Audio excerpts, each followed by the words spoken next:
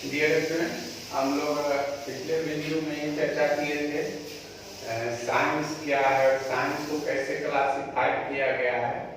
तो साइंस को एक सोशल साइंस, नेचुरल साइंस में पिछले वीडियो में हम लोग डिस्कस किए थे। और नेचुरल साइंस का जो हिस्सा है, एक फिजिकल साइंस का, उसमें फिजिक्स और एक केमिस्ट्री और तीसरा बायोलॉजी, और सोशल साइंस में हिस्ट्री, ज्योग्राफी पिछले वीडियो में हम लोग कर लिए थे। तो केमिस्ट्री को डिफाइन करने के लिए, केमिस्ट्री रसायन विज्ञान किसको कहते हैं, तो प्राकृतिक विज्ञान मतलब नेचुरल साइंस की वह शाखा जिसमें पदार्थों के गुण, उसके रासायनिक संगठन, उसकी संरचना और अभिक्रिया के फलस्वरूप होने वाले परिवर्तनों का अध्ययन किया जाता है रसायन विज्ञान। रसायन विज्ञान को प्रमुख रूप से जो आपको जीएस स्टैंडर्ड से पढ़ना है, एमएससी वगैरह में तो और तरह का केमिस्ट्री है, लेकिन सिंपल में जीएस स्टैंडर्ड में हम लोग जो पढ़ते हैं, या फिर आपको एग्जाम में जहाँ से क्वेश्चन आता है वो आपको 3 पार्ट से आता है। एक होता है जिसको फिजिकल केमिस्ट्री या जनरल केमिस्ट्री भी बोला जाता है, एक है इनऑर्गेनिक और कार्बनिक रसायन, और तीसरा है कार्बनिक रसायन। तो इससे सबसे क्वेश्चन आता है। अब उस फिजिकल केमिस्ट्री में एक चैप्टर है जिसका नाम है परमाणु संरचना, एटॉमिक स्ट्रक्चर। और एटॉमिक स्ट्रक्चर जानने के लिए सबसे पहले आपको एटम क्या है उसको हम डिफाइन कर रहे हैं, और एटम का जो सिद्धांत दिया गया है, एटॉमिक परमाणु सिद्धांत, उसकी चर्चा करेंगे। एक दूसरे से जुड़ा हुआ आप समझेंगे, तो आप जहाँ दिक्कत होगा 1 से 2 बार वीडियो देख या सुनने। तो एटम कहते किसको है, तो किसी तत्व का हुआ सूक्ष्मतम कण जो रासायनिक अभिक्रिया में भाग लेता है एवं प्रकृति के मुक्तावस्था में नहीं पाया जाता है। यानी इसको ऐसे लिखेंगे कि एटम इज सच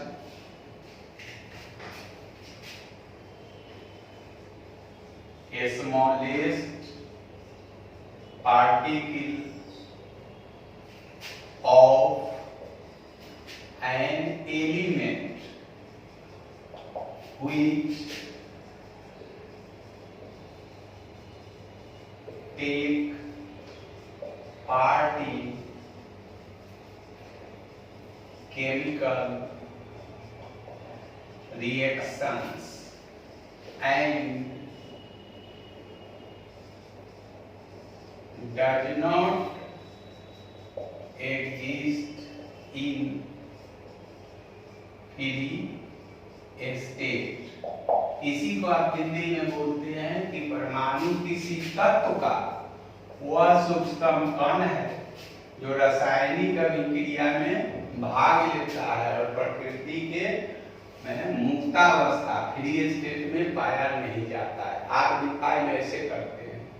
तो यह जो डिफिनीशन है इतना हद तक सही है। इसके लिए एटम को डिफाइन करने के लिए परमाणु के कई सिद्धांत दिए गए हैं, और कौन सिद्धांत है और अभी कौन मान्य है उसकी चर्चा कर रहे हैं। आप समझ गए होंगे कि परमाणु किसी तत्व का वह सूक्ष्म कण है जो रासायनिक अभिक्रिया में भाग लेता है और प्रकृति के मुक्तावस्था में पाया नहीं जाता है, परमाणु कहलाता है।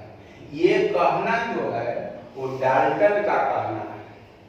तो इसके लिए परमाणु संबंधी कई सिद्धांत दिए गए, और कौन सिद्धांत अभी मान्य है उसकी चर्चा हम लोग करने जा रहे हैं। तो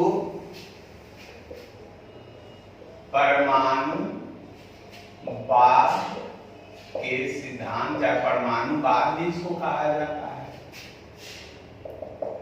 इसको इंग्लिश में एटॉमिक थ्योरी, एटॉमिक थ्योरी जो दिए गए हैं उसमें से एटॉमिक थ्योरी देने का कंट्रीब्यूशन जो योगदान है, क्या श्रेय इसमें 3 आदमी हैं, 3 आदमी नहीं, वैज्ञानिक या केमिस्ट हैं। जिसमें पहला है सबसे, आप नाम सुने होंगे, आप पढ़े होंगे, डाल्टन्स एटॉमिक थ्योरी। डाल्टन के परमाणु वाद का सिद्धांत, डाल्टन से एटॉमिक थ्योरी। ये क्या कहते हैं? तब दूसरा जो है रदरफोर्ड है और तीसरा जो है नील बोर है। तो अभी जो हम लोग बोले करते हैं वो नील बोर का थ्योरी लेटेस्ट यही है। तो डाल्टन का कहना है, जैसा कि अपन डिफिनीशन में अभी देखा कि एटम जो है से स्मॉलेस्ट पार्टिकल होता है किसी तत्व का। ये डाल्टन साहब कहते हैं, ये 1803 ईस्वी में से एटम से नीचे कुछ नहीं होता। लेकिन हम पढ़ते हैं, बच्चे से पढ़ते हैं, ये एटम में डिसइंटीग्रेट विखंडित होता है इलेक्ट्रॉन, प्रोटॉन और न्यूट्रॉन। हो गया। तो यह सिद्धांत डाल्टन के एटॉमिक थ्योरी को डिस्कार्ड कर दिया गया और डिस्कार्ड किया गया जब इसी का अगला जो है सिद्धांत आता है रदरफोर्ड एटॉमिक थ्योरी।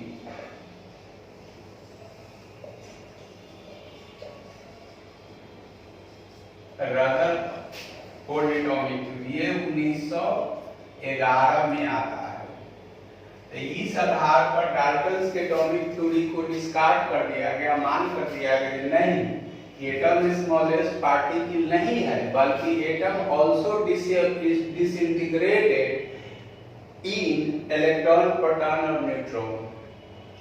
यह भी विखंडित हो जाता है इलेक्ट्रॉन, प्रोटॉन और न्यूट्रॉन। और इसमें जो है पार्टिकल, तो फंडामेंटल पार्टिकल इसको कहा जाता है। फिर स्टेबल पार्टिकल, इसमें पार्टिकल और मेसॉन का नाम सुने हैं, पॉजिट्रॉन का नाम सुने हैं, न्यूट्रॉनों का नाम सुने, तो सब ऊपर लेवल के लिए, फिर भी उस पर डिस्कस कर रहे हैं थोड़ा बहुत।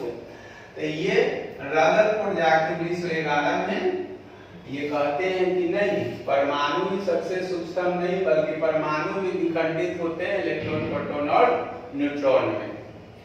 अब ये रदरफोर्ड में क्या कमी रह गई, वह क्या? अब उसका तीसरा एक सिद्धांत है, वो आप देखेंगे। तो पहले तो रदरफोर्ड क्या क्या कहते हैं। तो रदरफोर्ड का कहना है ये atom also disintegrated in 3 particles, that is fundamental particles like ये इलेक्ट्रॉन पर जो होता है वो निगेटिव चार्ज होता है, सब जानते हैं, इसकी जरूरत होगी। दूसरा है प्रोटॉन, इस पर पॉजिटिव चार्ज होता है। और तीसरा जो है न्यूट्रॉन है, इस पर नो एनी चार्ज। आप सब पहले से जानते हैं, हमको कुछ और बताना है। हो गया। इलेक्ट्रॉन को स्मॉल ई से रिप्रेजेंट किया जाता है, प्रोटॉन को स्मॉल पी से और न्यूट्रॉन को स्मॉल एन से। यह सब आप जानते हैं। अब रदरफोर्ड के थ्योरी को किस आधार पर डिस्कार्ड किया जाता है, ये इसको हम लोग समझ रहे हैं। अभी जो हम आप पढ़ते हैं, चाहे जो कुछ सीखते हैं, वो नील बोर का थ्योरी है। नील बोर का थ्योरी 1913 में आता है। तो 2 वर्षों तक रदरफोर्ड का चलता है। तो रदरफोर्ड ये कहते हैं कि ये these are the fundamental particles। यह तीन जो है इसे मौलिक कण है। कौन? इलेक्ट्रॉन, प्रोटॉन और neutron. It is also known as stable particle. Stable particles, यह जो जिसको मौलिक कण कहते हैं, इसको अस्थायी कण भी कहा जाता है। ये तो सब क्वेश्चन पेपर में होंगे। अब ये रदरफोर्ड क्या बोलते हैं, out of the fundamental particles that is stable particle, proton and neutron assembled gathered in the nucleus of respective atoms। यह तीन मौलिक कणों में से प्रोटॉन और न्यूट्रॉन जो है, ये दोनों जैसे किसी भी एटम का आप ले ले, किसी भी एलिमेंट को ले ले, जैसे आप बच्चे से पढ़ते हैं सोडियम, ये जानते हैं, ये 11 इसका एटॉमिक नंबर, 23 जो है से द्रव्यमान है, मास संख्या है। तो इसको तो कई रूप से अभी उस पर ज्यादा लेनी होगा, मेन थीम है उसको पढ़िए। तो अगर इसके लिए हमने बनाया कि ये सोडियम का न्यूक्लियस है, तो ये ऑर्बिट है सेकेंड थर्ड ऑर्बिट क्यों, फोर्थ नहीं, 2 क्यों नहीं, तो और कुछ है, अभी तो बेसिक सी बता रहे हैं।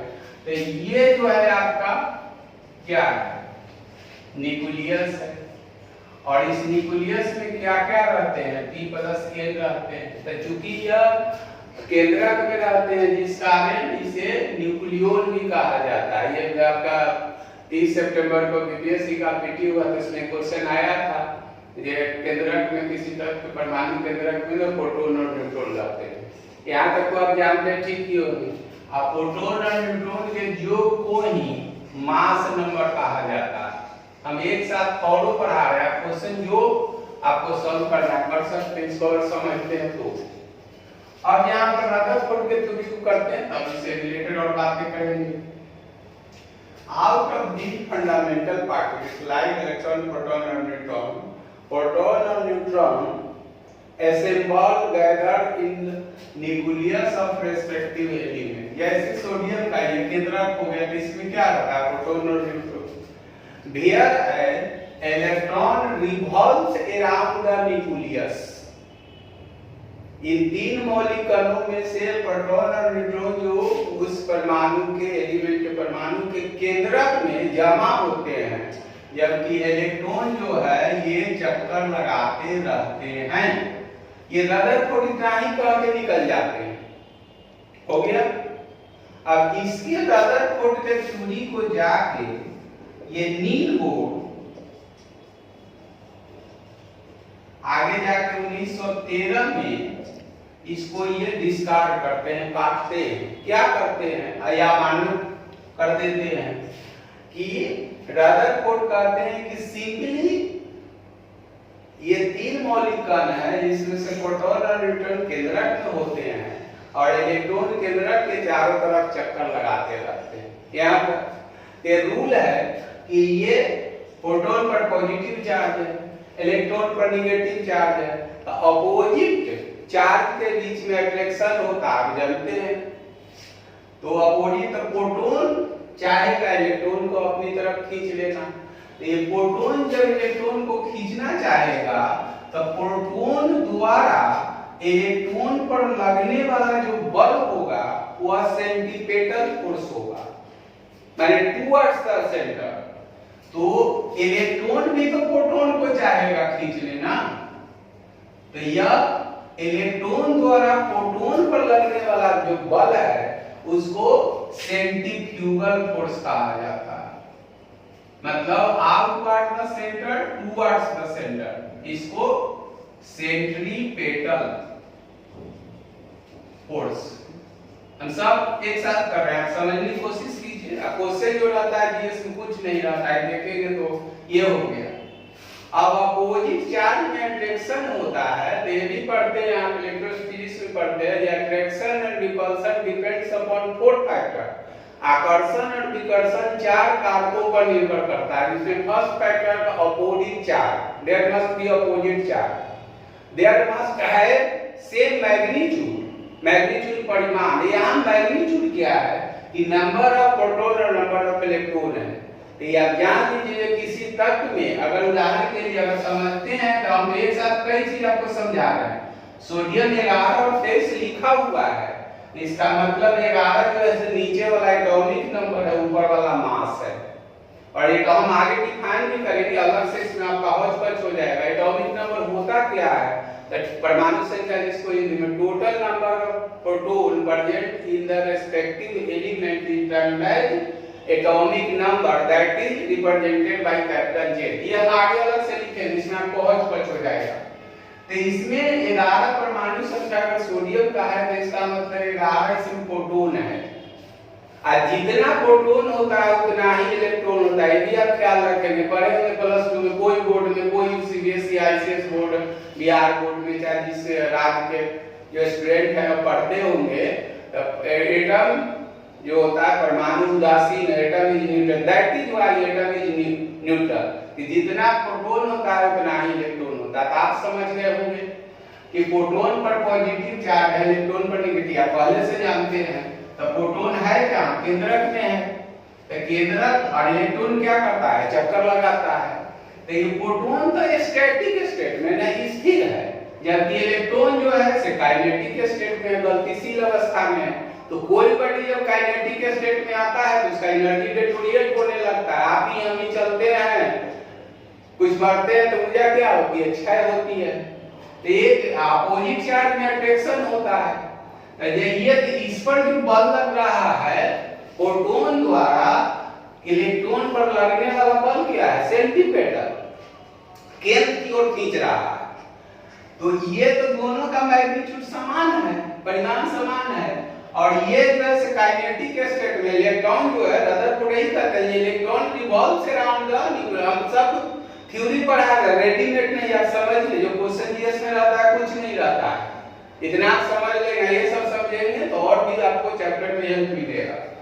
तो ये तो काइनेटिक स्टेट में है, गतिशील अवस्था में है। तो एक स्थिति आएगी, एनर्जी का डिटोरिएट क्षय होते होते ये आके क्या करेगा, इलेक्ट्रॉन जो है से केंद्रक में आके समा जाएगा। लेकिन ऐसा होता तो है नहीं, ऐसा होता तो नहीं है। तो ये तर्क देते हैं नील बोर्ड देते हैं। तो रदरफोर्ड सिंपली कहते हैं, वो डाल्टन के एटॉमिक थ्योरी को जो 1803 में देते हैं उसको काटते हैं। एटम स्मॉलेस्ट पार्टिकल नहीं होता, एटम आल्सो डिसइंटेग्रेट इन इलेक्ट्रॉन, प्रोटॉन और neutron, that is collectively termed as fundamental particle. It is also termed as known as stable particle. और out of these three fundamental parts, ये तीन जो इलेक्ट्रॉन, प्रोटॉन, न्यूट्रॉन, उसमें proton और neutron जो है उस तत्व के केंद्रक में जमा होते हैं, जबकि इलेक्ट्रॉन चक्कर लगाते रहते हैं। तो अपोजिट चार्ज में जो बोला सो तो क्या होगा, अट्रैक्शन होगा। एक स्थिति आएगी कि केंद्रक में आकर इलेक्ट्रॉन क्या हो जाएगा, समालिक, ऐसा व्यवहार तो होता नहीं है। तब ये नील बोर्ड कहते हैं ये सही है कि तीन फंडामेंटल पार्टिकल, इलेक्ट्रॉन, प्रोटॉन, इसमें प्रोटॉन और न्यूट्रॉन जो है से केंद्रक में जमा होते हैं और इलेक्ट्रॉन चक्कर लगाते हैं, यहाँ तक सही है। लेकिन इलेक्ट्रॉन जो चक्कर लगाते हैं वो पार्टिकुलर पाथ पर चक्कर लगाते हैं। सबका अलग अलग क्या है, ऑर्बिट है। ऑर्बिट जिसको आप आगे में पढ़ेंगे, सेल का नाम सुने होंगे, KLNOP, जो सेल समझे उसी को ऑर्बिट नंबर 1 2 3 कहता है कि सेल में कितना इलेक्ट्रॉन रहेगा, वो गोल बॉडी का स्कीम में वो आगे में बताएंगे। हम थोड़ा पढ़ा रहे हैं, क्वेश्चन पर भी ध्यान मत दीजिए, इसको बार-बार सुनिए, इस क्वेश्चन में ऐसे हंसते करते बना लीजिएगा। तो नील बोर्ड यही कहते हैं कि ये सही है कि केंद्रक के चारों तरफ इलेक्ट्रॉन चक्कर लगाते हैं, लेकिन पार्टिकुलर पाथ पर, खास पथ पर, यही जो है रदरफोर्ड नहीं कह पाते।